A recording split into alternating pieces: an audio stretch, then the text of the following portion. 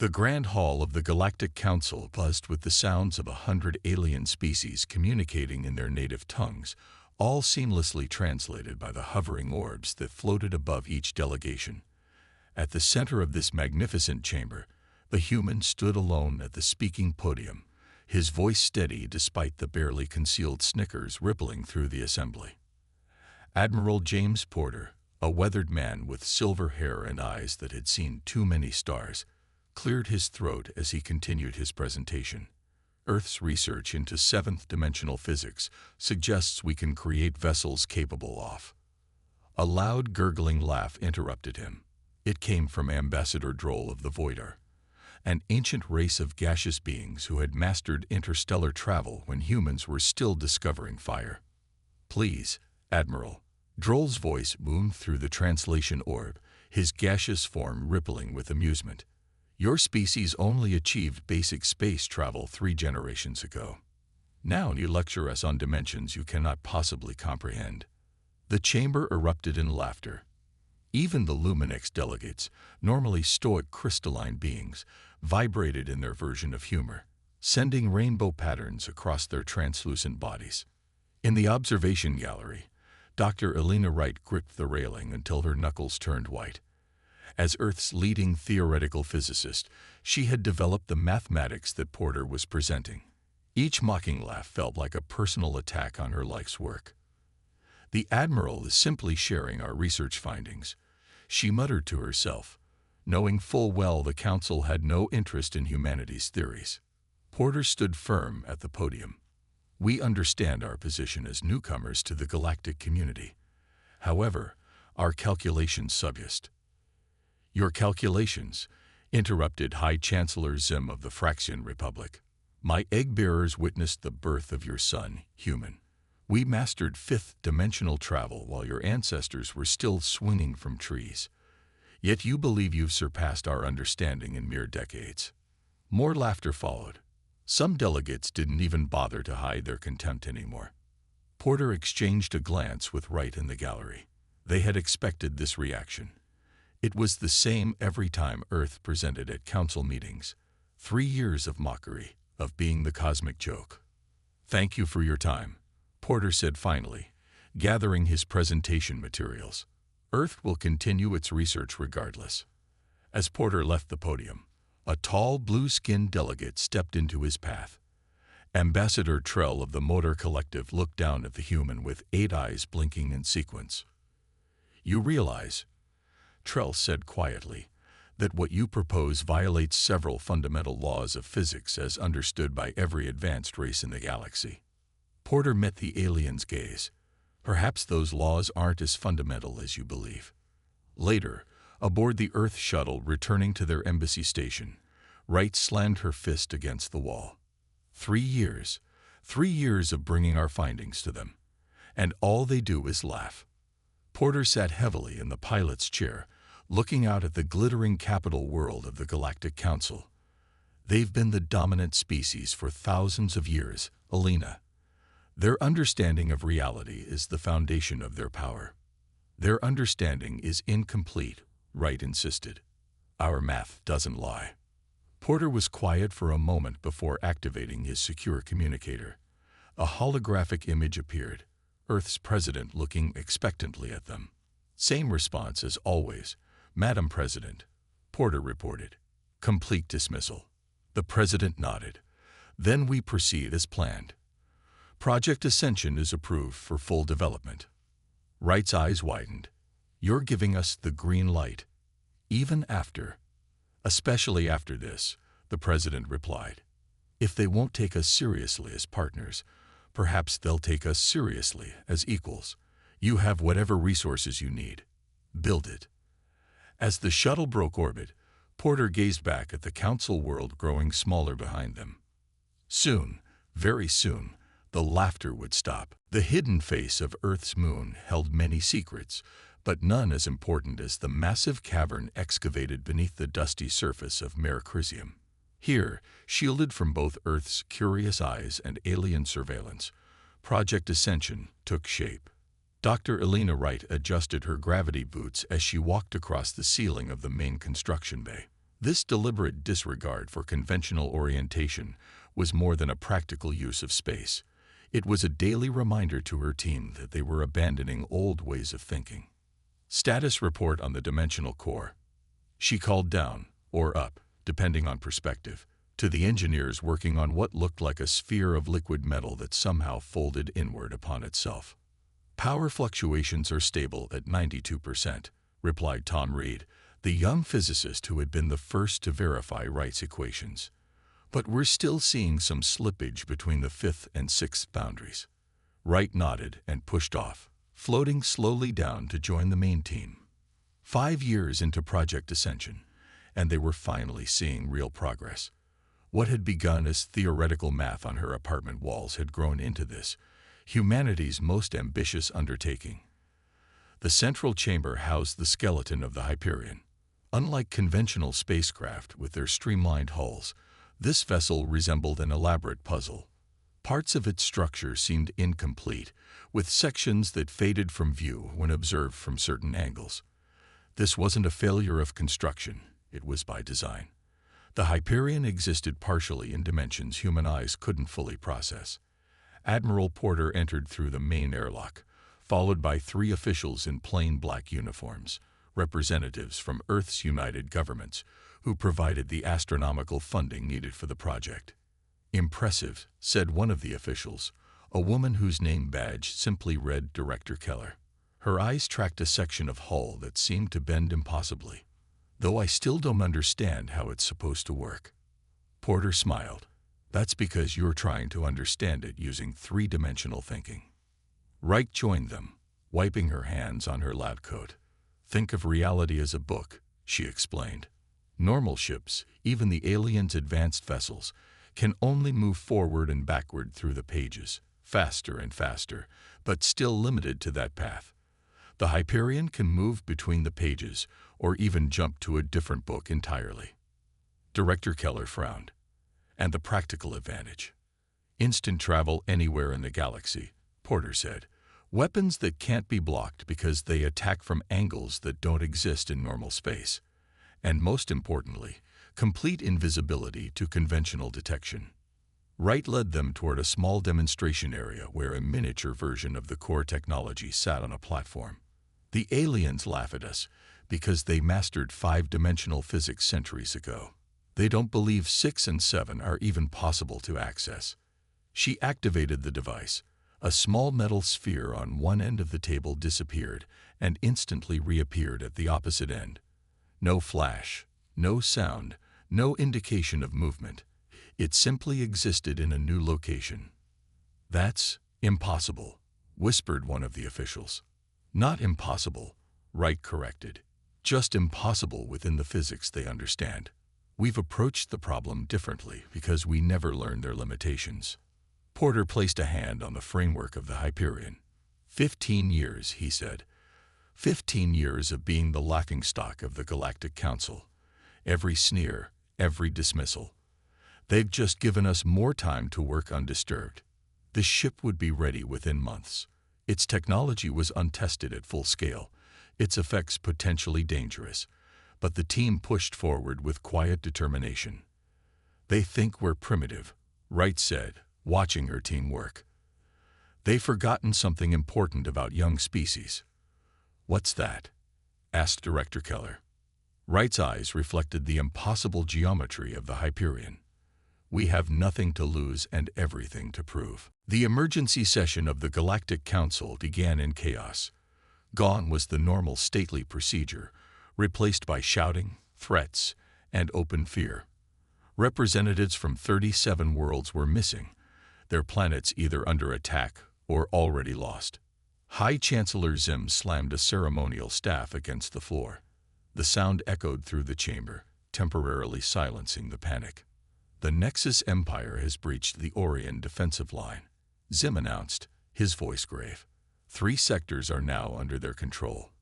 The death toll stands at 12 billion and rising. The holographic display at the center of the hall showed the rapid advance of the Nexus fleet, cybernetic beings who had emerged from the galactic core without warning 6 months ago.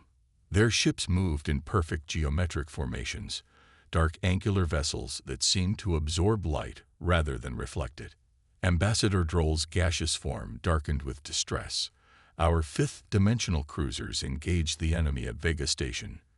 We lost all 40 ships. The Nexus somehow predicted every dimensional shift before it happened. Porter and Wright sat at the back of the human delegation, exchanging concerned glances. Earth had been spared so far only because of its remote location in an unfashionable spiral arm of the galaxy. Their technology is unlike anything we've encountered, continued a Luminex representative, its crystalline body dulled with grief. They appear to have deployed quantum prediction engines that calculate our tactical movements before we execute them. The Artaxian fleet will intercept them began another delegate. The Artaxians were defeated 6 hours ago, interrupted a breathless messenger who had just arrived. Their homeworld is under orbital bombardment. Fresh panic erupted. The Artaxians were among the oldest and most technologically advanced species in the Council. If they had fallen, High Chancellor Zim raised both hands for silence. We must face the truth. Our conventional forces cannot stop the Nexus advance. Does any delegation have alternative solutions to propose? The chamber fell quiet. These were species that had dominated the stars for millennia, yet now they sat frozen in the face of an enemy that had undone their power in mere months. Porter stood up. Several delegates groaned or made dismissive gestures. The humans were about to waste valuable time again with their primitive ideas. Earth offers the deployment of our prototype vessel, the Hyperion, Porter stated firmly. Ambassador Trell made a sound of derision. Your theoretical ship, the one that supposedly manipulates dimensions we believe to be impossible. The one we've actually built, Porter replied, his voice steady. Wright joined him, activating a small projector that displayed the Hyperion in the center of the chamber. Its strange geometry caused several delegates to look away, uncomfortable with how the image seemed to hurt their vision. The Hyperion operates beyond fifth-dimensional space, Wright explained. It accesses the sixth and seventh dimensions, allowing it to move in ways the Nexus cannot predict. Preposterous, hissed Ambassador Droll. If such dimensional access were possible, our scientists would have discovered it millennia ago. Wright kept her temper in check. Your scientists approached the problem with established knowledge. We approached it with fresh eyes. Even if this vessel exists, said High Chancellor Zim, one ship cannot turn the tide of this war. It can if it can strike anywhere instantly, without being detected, Porter countered. If it can attack from dimensional angles that have no defense. A Luminex elder moved forward, its crystalline form glittering with skepticism. You expect us to believe that humans, in less than 2 decades of interstellar capability, have mastered physics that the combined species of this council could not achieve in thousands of years. Porter looked around the room at the dozens of alien races who had mocked humanity since their arrival on the galactic stage. No, he said quietly, we don't expect you to believe it. We expect you to let us prove it. High Chancellor Zim studied the humans, then looked at the holographic display showing another Nexus fleet advancing toward a populated system. Very well, he said finally.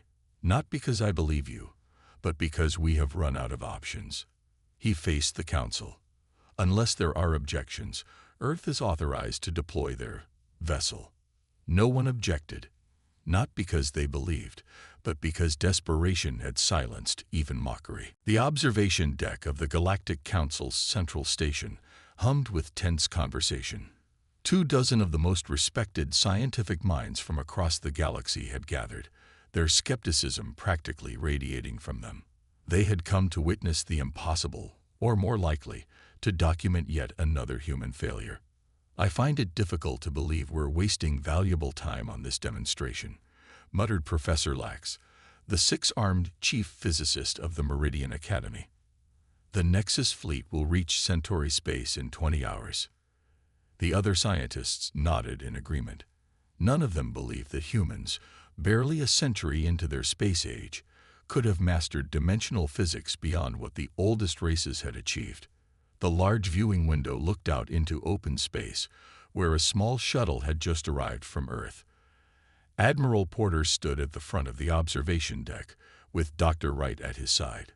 Both appeared calm despite the hostile audience. "Distinguished colleagues," Porter began, "thank you for agreeing to this demonstration.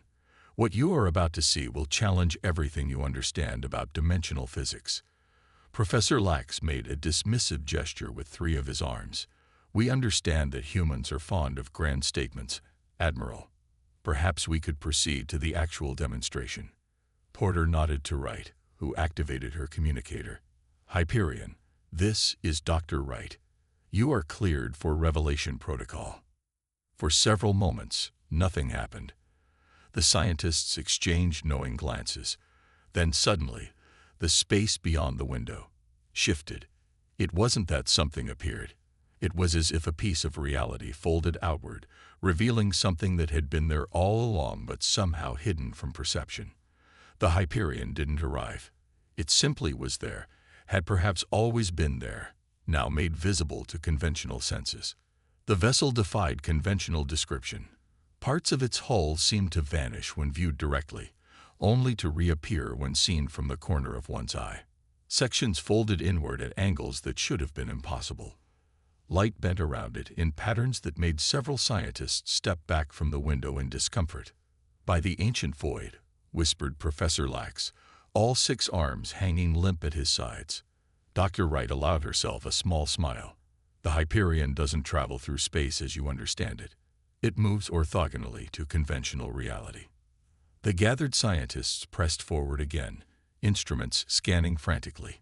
Their devices showed conflicting readings. Some registered nothing at all, while others displayed error messages or impossible values.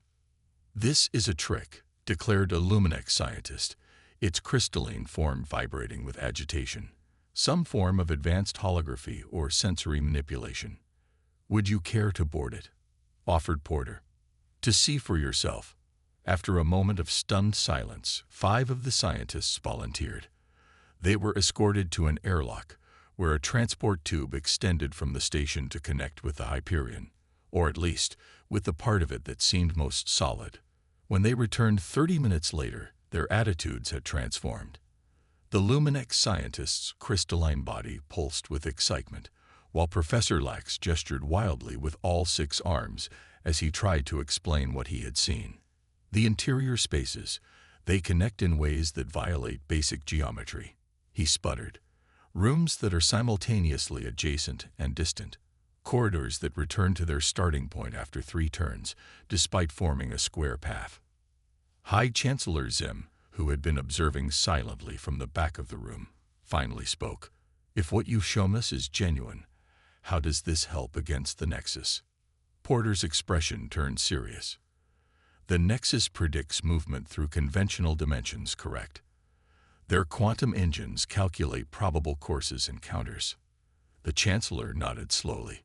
"The Hyperion doesn't move along any path they can predict," Wright explained. "It steps sideways into dimensions their sensors cannot detect, then emerges wherever we choose." "Impossible," muttered one of the scientists, but without conviction. Porter looked out at the vessel, its form still causing discomfort to those who gazed at it directly. "You've spent years telling us what's impossible, Chancellor. Perhaps it's time to reconsider those limitations." For the first time since Earth joined the Galactic Council, there was no laughter, no dismissal, only silence, followed by the one question no alien had ever asked humans before. "How can we help?" The central observation chamber of the Galactic Council station had been transformed into an impromptu command center. Holographic displays showed the positions of both Council forces and the advancing Nexus fleet. Representatives from a dozen species crowded around the central table, their former contempt for humans replaced by desperate hope. High Chancellor Zim studied the tactical display with growing concern. "The Nexus fleet has increased speed. They will reach the Proxima system in 6 hours." "Then it's time," Admiral Porter said, nodding to Dr. Wright. "We need to demonstrate the Hyperion's capabilities before we deploy against the main Nexus force." The council members murmured among themselves. They had seen the strange vessel, but many still doubted its practical combat potential. "What do you propose?" asked Ambassador Trull, all 8 eyes blinking with nervous anticipation. Porter pointed to a distant point on the display. "The Hyperion will travel to the edge of the Arcturus system, 17 light-years from our current position, and retrieve a beacon we placed there during our early test flights. The journey should take approximately 3 seconds." Professor Lax scoffed, though with less confidence than before. "Even with our most advanced fifth-dimensional folding, that journey would take hours." "Precisely," Wright replied. "That's the point of this demonstration." All eyes turned to the exterior display, showing the Hyperion hovering outside the station. The strange vessel still caused visual discomfort to many observers. Parts of it seemed to phase in and out of visibility, and certain angles of its construction appeared to bend inward impossibly. Captain Robert Banks, the Hyperion's commander, appeared on the main communication screen. "All systems ready, Admiral. Dimensional core is stable and charged to full capacity." "Proceed with the demonstration, Captain," Porter ordered. "Beginning 7th dimensional shift in 3, 2, 1, Banks reported. What happened next left even the most skeptical council members speechless. The Hyperion didn't accelerate or create a dimensional fold like conventional ships. It didn't emit energy or distort the space around it. It simply ceased to be where it was. There was no flash, no sound, no visual indication of movement whatsoever. One moment the ship existed outside the station, and the next moment it was gone." "What happened?" demanded Ambassador Droll, his gaseous form swirling with confusion. "Did it cloak itself?" Wright shook her head. "No cloaking. The Hyperion has moved laterally through the 7th dimension. Impossible to track," muttered a Luminex technician, frantically checking sensor readings. "No energy signature, no quantum wake, no dimensional distortion. It's as if it never existed." For 17 tense seconds, the council chamber was silent. Then, "Incoming transmission," announced the station's eye. "From the Hyperion." The main screen activated to show Captain Banks again, his expression calm. Behind him, crew members worked efficiently at their stations. "Arcturus beacon retrieved, Admiral," Banks reported. "We are currently holding position at the coordinates designated Point Alpha, as discussed." Shock rippled through the chamber. A Luminex scientist frantically checked the stellar charts.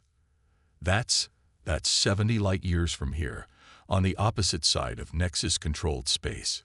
High Chancellor Zim turned to Porter, his normally composed face showing clear astonishment. "Your vessel traveled 87 light-years in under 20 seconds. Without detection. Without using conventional space to make the journey," Wright corrected. "We didn't move through the dimensions, you understand. We moved sideways, through layers of reality the Nexus can't perceive." To prove the point, the Hyperion reappeared outside the station window, again without warning or transition. It simply wasn't there, and then it was. Captain Banks appeared once more on the screen, holding up a small metallic object. "The beacon from Arcturus, as requested." The council members stared in stunned silence. Professor Lax approached the window, studying the vessel with new respect. "All these years," he said quietly, "we thought you were primitive. We laughed at your theories. But you weren't working with less knowledge than us. You were working with different knowledge." Admiral Porter nodded. "Sometimes the newest eyes see what the oldest have overlooked." High Chancellor Zim stepped forward. "The time for demonstrations is over. The Nexus fleet threatens the Centauri colonies. Can your vessel be deployed immediately?" "Yes," Porter replied. "But first, we need to discuss exactly what the Hyperion can do when it's not just traveling, but fighting." The Nexus fleet moved through space like a massive geometric sculpture, 100 dark, angular vessels arranged in perfect formation. Their hulls absorbed light rather than reflected it, creating an ominous void against the starry backdrop. These were the ships that had destroyed the most powerful fleets in the galaxy, vessels controlled by a cybernetic consciousness that calculated every possible defensive and offensive strategy before the enemy could execute it. Captain Banks sat in the command chair of the Hyperion, his crew ready at their stations. The ship hovered at the edge of the Centauri system, just beyond the Nexus sensors. Through the view screen, they could see 3 planets already under siege, orbital platforms crumbling under relentless bombardment. "All stations report ready, Captain," said Lieutenant Martinez at Tactical. "Dimensional core stable at full power." Banks nodded. "Commence Operation Blindside." Dr. Wright, who had insisted on joining this critical mission, monitored the dimensional core from a specialized station. 7th dimensional shift coordinates locked. "We'll emerge directly in the center of their formation." Admiral Porter, watching from the Council station 70 light-years away, spoke through the quantum communicator. "Remember, Captain, they can't predict what they can't perceive. Hit them before they even know you're there." "Understood, Admiral," Banks replied. "Beginning shift now." The Hyperion slipped sideways through reality. There was no sensation of movement for the crew, only the view screen change, instantly showing them the heart of the Nexus formation from the inside. "We're surrounded by enemy vessels," Martinez reported calmly. "No alert signals detected. They don't know we're here." "Deploy dimensional anchors," Banks ordered. From the Hyperion's hull, 8 small devices launched outward, each heading toward a different Nexus vessel. These weren't conventional weapons, but tools that operated on principles beyond traditional physics. Anchors attached and activated. Wright confirmed. Partial dimensional overlay achieved. What happened next defied conventional understanding of space combat. The targeted Nexus ships didn't explode or break apart. Instead, sections of their hulls simply ceased to exist, folding inward as the dimensional anchors created localized pockets where multiple realities overlapped. Systems that had been separated by bulkheads suddenly occupy the same space, creating impossible interactions that cascaded through their structures. 8 massive Nexus vessels drifted out of formation, their systems failing as internal geometries collapsed. "They're detecting us now," Martinez warned. "Remaining ships are reorienting." On the tactical display, the Nexus fleet broke its perfect formation, weapons charging as they tried to target the Hyperion. But the human vessel was already shifting again, slipping between dimensions to reappear behind another cluster of enemy ships. "Their predictive systems are trying to calculate our movements," Wright observed, studying her readings. "But they're using 5-dimensional algorithms to predict 7-dimensional shifts." Banks smiled grimly, like trying to catch a fish with a butterfly net. "Energy buildup detected," Martinez warned.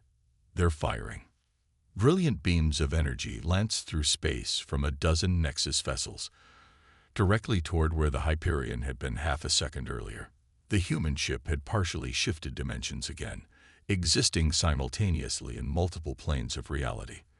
The energy weapons passed harmlessly through the space where only part of the Hyperion existed. "Phase cannons charge," Martinez reported. "We have solutions on their command vessels." "Fire," Banks ordered. Unlike conventional weapons that traveled through space, the Hyperion's phase cannons operated by connecting 2 points in space-time directly. The beams didn't so much travel as simply exist at both origin and target simultaneously, bypassing all intervening space and all defensive measures. 3 Nexus command ships went dark, their advanced systems overwhelmed by energy that attacked from dimensional angles they couldn't defend against. "They're retreating," Wright announced with disbelief in her voice, watching as the remaining Nexus vessels began rapid dimensional shifts away from the Centauri system. But the Hyperion didn't pursue. It didn't need to. As the enemy fled through conventional dimensions, Banks simply nodded to his navigator. "Plot intersection course using 7th dimensional shortcut. Let's be there waiting when they arrive." On the Council observation deck, alien representatives watched in stunned silence as the invincible Nexus fleet broke formation for the first time. running from a single human vessel that had accomplished in minutes what their combined armadas couldn't achieve in months. They're not just retreating, Admiral Porter explained to the assembly. They're experiencing something they've never encountered before. What's that? Asked High Chancellor Zim. Porter's expression was solemn. Fear. 6 months after the Battle of Centauri, the Galactic Council chamber bore little resemblance to its former self. The rigid hierarchy that had defined it for thousands of years had given way to a circular arrangement of seats, with Earth's delegation positioned near the center. Where once human representatives had been relegated to the back corners, they now sat among the most ancient and respected species. Admiral Porter stood at the new central podium, addressing representatives from over 300 worlds. The final Nexus forces had been defeated 2 weeks earlier, their remaining ships cornered and disabled by a small fleet of Earth vessels built using principles of the Hyperion. The last Nexus command nodes have been neutralized, Porter reported. Their threat to the galaxy has ended. Applause rippled through the chamber, a custom adopted from humans that had spread rapidly among Council species. Even the gaseous Ambassador Droll pulsed with colors of approval. High Chancellor Zim rose from his seat. Admiral Porter, Dr. Wright, on behalf of all Council worlds, we formally acknowledge that humanity's contribution has saved countless lives and civilizations. The debt cannot be measured. Porter nodded in acknowledgement, but it was Dr. Wright who stepped forward to speak. There is no debt, she said simply. We all share this galaxy. Its safety belongs to all of us. She activated a hologram showing plans for a massive orbital structure. What we propose now is the establishment of the Dimensional Sciences Academy, a place where knowledge can be shared rather than hoarded. Professor Lax, who had become one of the most enthusiastic supporters of human dimensional theory, joined them at the podium. All 6 of his arms gestured with excitement. The humans have shown us that our understanding of physics was incomplete, he declared to the assembly. For millennia, we believed we had reached the pinnacle of dimensional science with 5th-dimensional technology. We were wrong. The hologram shifted to show the construction of new vessels based on the Hyperion's design, but with modifications that incorporated the technological strengths of various species. By combining human theoretical insight with Luminex crystalline computing, Voidar energy systems, and Fraxian biological interfaces, Wright explained, we've created ships that can navigate dimensions we once thought unreachable. In the observation gallery, Captain Banks stood with his crew, watching the proceedings with quiet pride. The Hyperion's original team had become instructors now, teaching pilots from dozens of species how to perceive reality in new ways. The Academy will be open to all Council races, Porter continued. No species will be excluded based on their technological development or age. Sometimes, as we've learned, the youngest eyes see most clearly.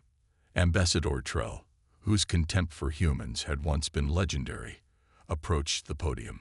His 8 eyes blinked in sequence, a sign of deep respect in his culture.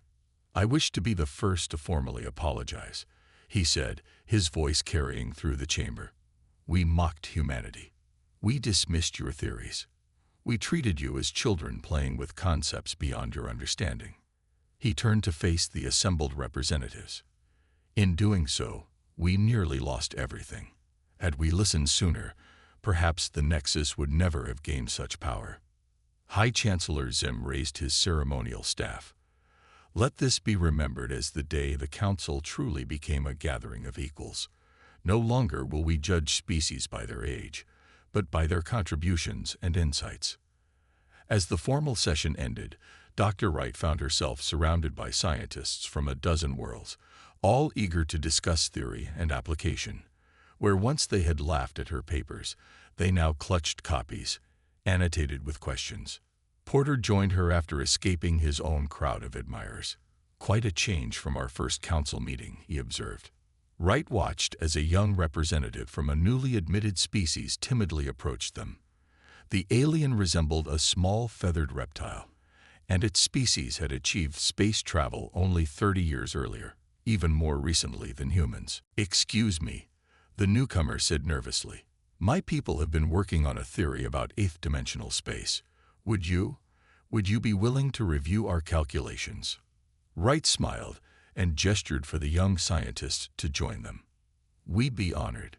Tell me, what have you observed that others might have missed?" As they listened, Porter gazed around the chamber that had once echoed with laughter at humanity's expense.